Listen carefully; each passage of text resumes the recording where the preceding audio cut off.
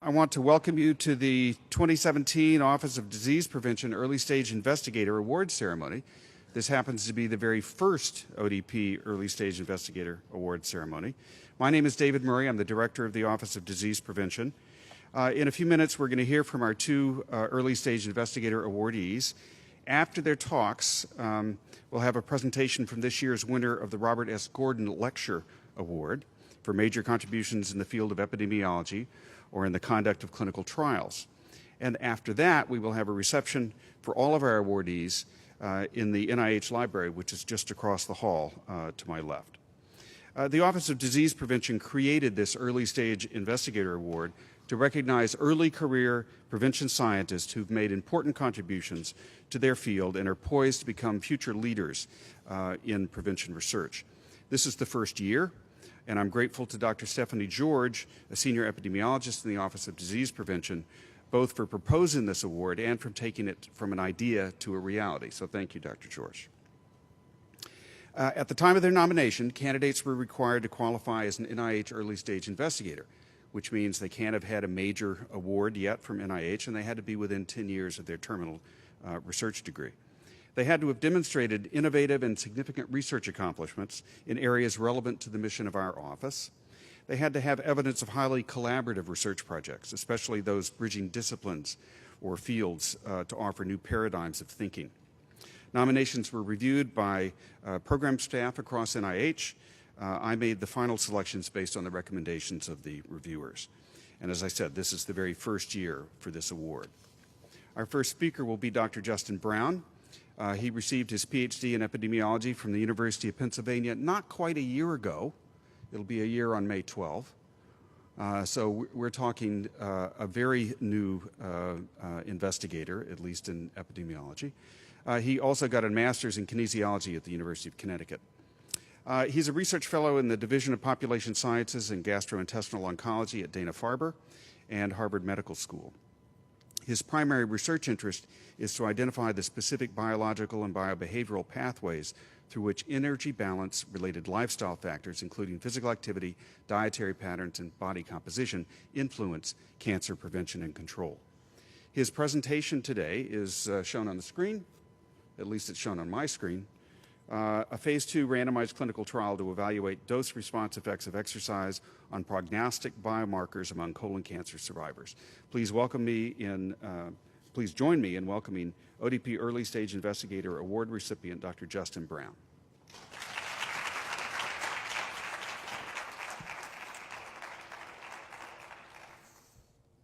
Thank you. What a tremendous honor it is to be here today. And so I just want to take a minute. As Dr. Murray said, I trained at the University of Pennsylvania. I trained in an NCI-sponsored TREC Center, TREC. It stands for Transdisciplinary Research on Energetics in Cancer. And the mission of the TREC Center is to foster team science approaches to understand cancer prevention and control. So I'm very much a team scientist by training, and I view this award as very much an award for Team TREC, not just for me.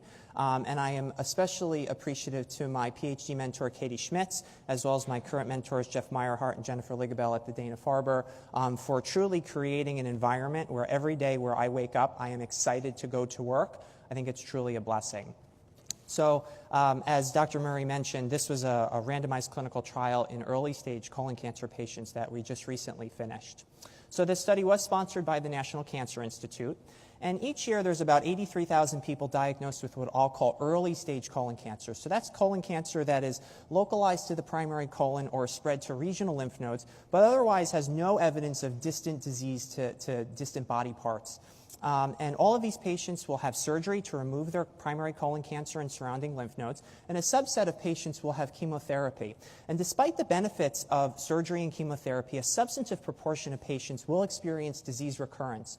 So anywhere from 10% of patients to 50% of patients will experience disease recurrence in the first 5 years after being diagnosed with colon cancer. And this is really troubling for patients as well as providers because the nature in which colon cancer tends to recur is it tends to come back in distant sites in the liver and in the lungs, and about 90% of cases we can no longer cure patients, and ultimately they start palliative chemotherapy and eventually die from their disease. So patients and providers are very motivated motivated to understand what they can do, things that are in their control, lifestyle behaviors that can help improve their outcomes. And in my remaining 18 minutes or so, my hope is that I will have started to convince you that exercise may be one of those therapies to help patients live longer, healthier lives. So this was data published now a decade ago. This is observational data published by my current mentor, Jeff Meyerhart. And this was the first paper that really shifted our thinking about the benefits of physical activity in patients with colon cancer. And what this study did is it asked patients about their levels of physical activity about 6 months after finishing their chemotherapy. And what the study demonstrated is that patients that are more physically active are significantly less likely to have their disease come back and or to die from any cause. In oncology, that's a composite endpoint called disease-free survival, DFS. And so what you can see is that patients in the white line, those are patients that reported walking 5 or more hours per week. They are significantly less likely to either have their disease come back or to die from any cause compared to patients that do less than 5 hours per week. And at 3 years, the absolute difference in those two groups is about 9.5%. So it's quite a large absolute difference. And this was the first paper that really got us thinking about the potential benefits of physical activity in this patient population. So our enthusiasm about this finding is attenuated because it's observational. We don't have cause and effect. We simply have association. In order to have cause and effect, we need a large randomized trial. And in order to effectively design a large randomized trial, we need to understand how best to design an intervention to try to prevent patients from having recurrent disease. So the focus of what we were really interested in is understanding the biology. What happens when patients exercise that may impact their ultimate disease recurrence? So one of the things we are interested in understanding is the role of visceral adipose tissue. So this is a cross-sectional scan of a CT image. And the blue is subcutaneous fat, so that's fat that's below the skin but above the muscle wall. And all of the red is intra-abdominal visceral adipose tissue. So that's fat that is very deep in the abdominal cavity. And we were interested in understanding the role of visceral adipose tissue because there is a translational pipeline of evidence from in vitro models all the way to animal models and human studies that demonstrates that higher levels of visceral adipose tissue are associated with early recurrence, early mortality, and overall worse prognosis. And our understanding of visceral adipose tissue has grown quite dramatically over the past 2 decades. Initially, we thought it was simply a substrate to store excess calories. When we would eat too much, we would store it as fat. When we didn't eat enough, we would mobilize that fat. And now we understand that visceral adipose tissue is an active metabolic organ in and of itself, and it's associated with the secretion or upregulation of a variety of different compounds that are known to influence our health. Things like adipokines and immune function and different growth factors, inflammation, as well as metabolic growth factors, things like insulin.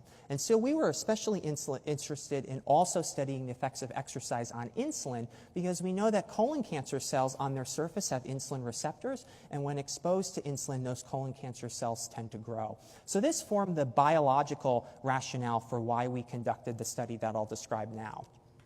So the study aims were to quantify and describe the dose-response effects of exercise on visceral adipose tissue. That was the primary aim. And the secondary aim was to quantify and describe the dose-response effects of exercise on fasting insulin. And this is the study schema, and if you're interested in this trial, the methods paper has been published. Participants completed baseline measures, and then they were stratified on cancer stage and randomized to one of 3 groups that I'll describe in detail in a couple slides. Either a usual care group, a group that I'll call low-dose exercise, or a group that I'll call high-dose exercise. The intervention was 6 months in duration, and then after the intervention period, participants came back and completed the same measures that they did at the beginning of the study.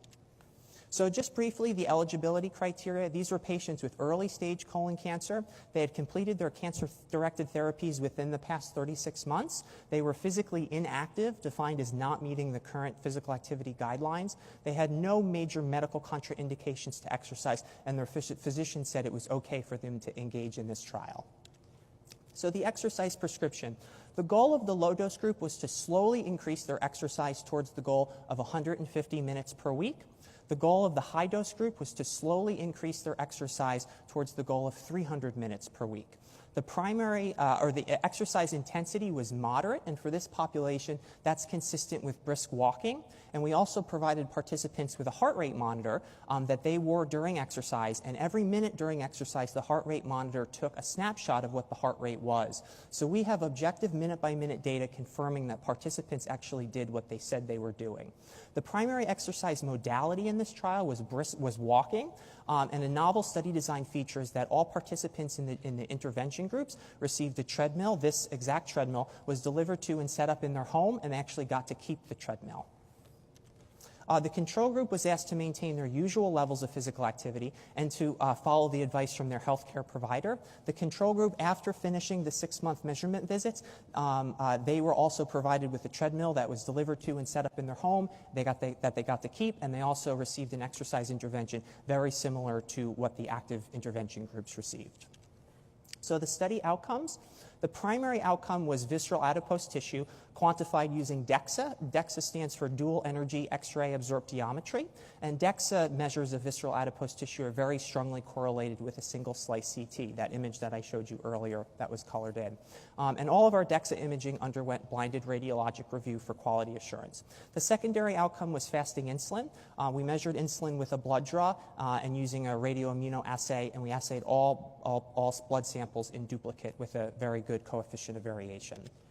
The statistical analysis, the accrual goal for the trial was 39 participants, and that provided us with 80% statistical power for a test of dose response. So in this type of study design where we weren't necessarily interested in testing pairwise differences between each of the 3 groups, we were interested in understanding the overall shape of the change among all 3 groups simultaneously. If that doesn't make sense in a couple slides when I show you the results, I think it will.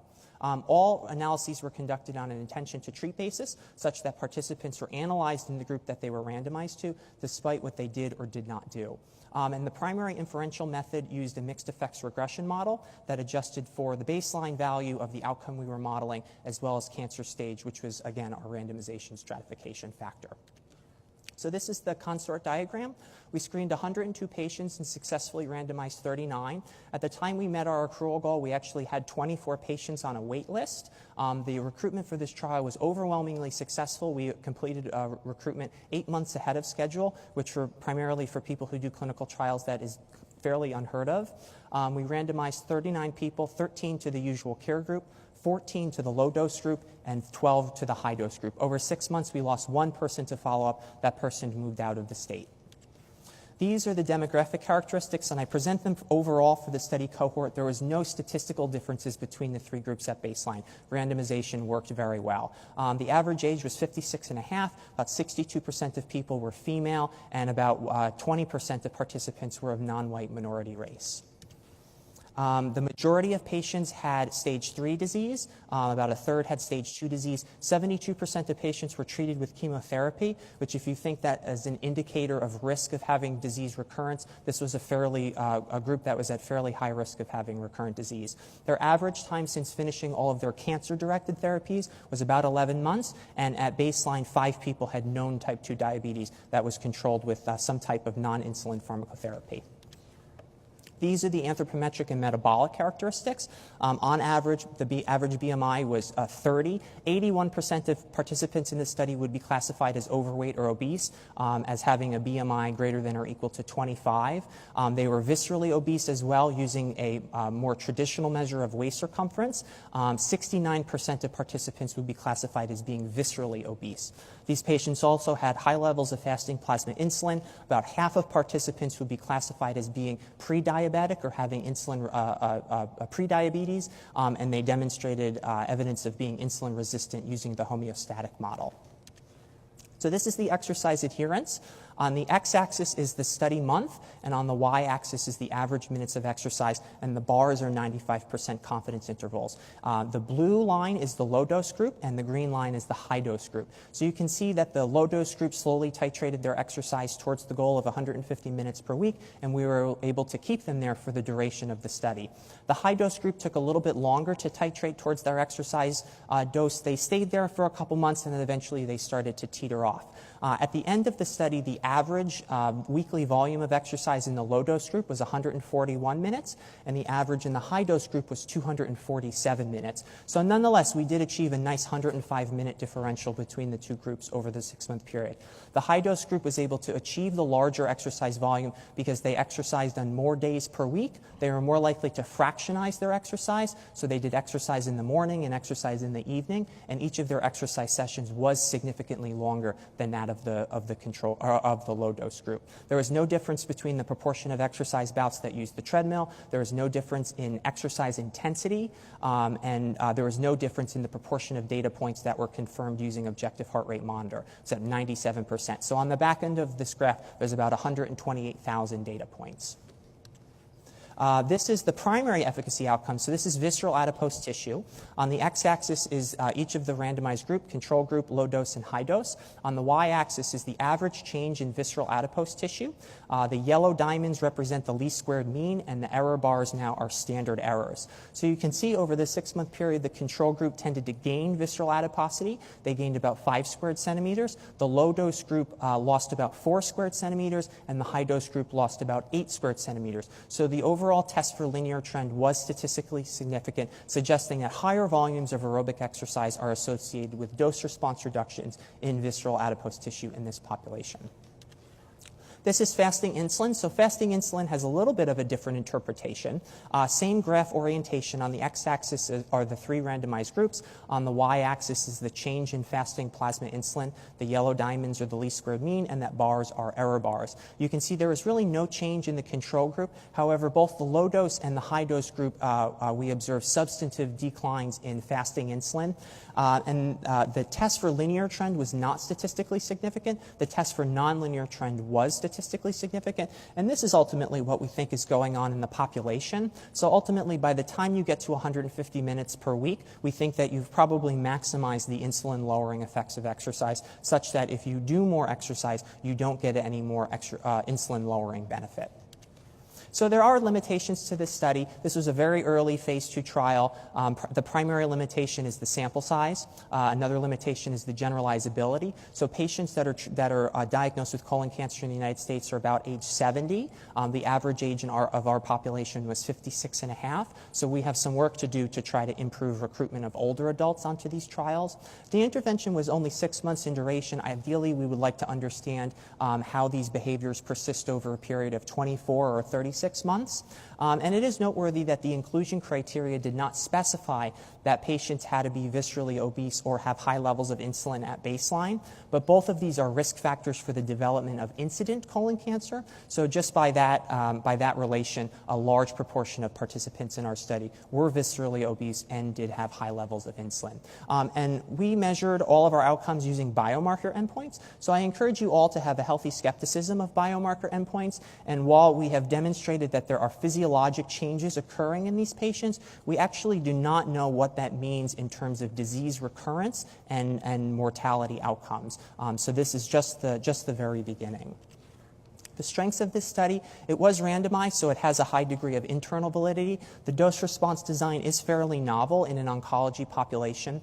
We provided in-home treadmills for 2 reasons. The first was to provide a reasonable incentive for people to participate in the study, and the second was to have people, position people so that they could be successful with reaching their exercise goals. So recognize that people that were randomized to the 300-minute per week group, they may have gone from doing nothing to doing a lot. And so we wanted to ensure that everybody had the resources necessary to be successful with reaching their exercise goals. And that subsequently did translate to, at least in my opinion, a fairly good exercise adherence over the 6-month period. And we did have good endpoint ascertainment. Again, we only lost 1 person to follow-up, so we had 95% follow-up.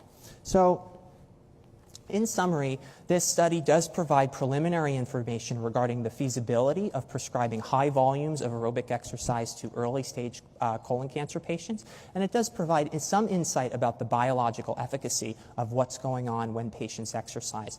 This trial will help us to prioritize the exercise dose for future phase 2 trials and ultimately a large randomized phase 3 clinical trial. And in the meantime, we do think that this data can help improve the specificity of exercise prescription in this population. And so I'm going to leave you with this slide.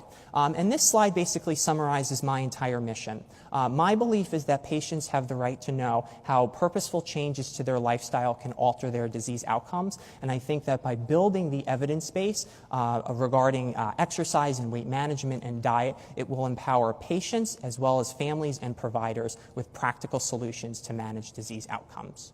Thank you.